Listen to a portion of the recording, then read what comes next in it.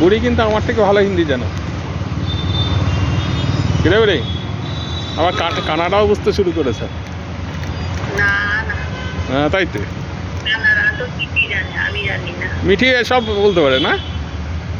হ্যাঁ, মিঠি 80% পারে। 80% এনাফ। হ্যাঁ।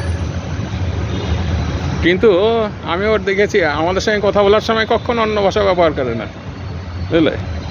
ওই একটু যেগুলো বলতে পারে না সেগুলো কি করবে রে? হ্যাঁ, ওর তো বাংলা ভাষা নয়, বলো। হ্যাঁ ও তো আমাদের দুজন ছাড়া তো কেউই বাংলায় বলে না, না।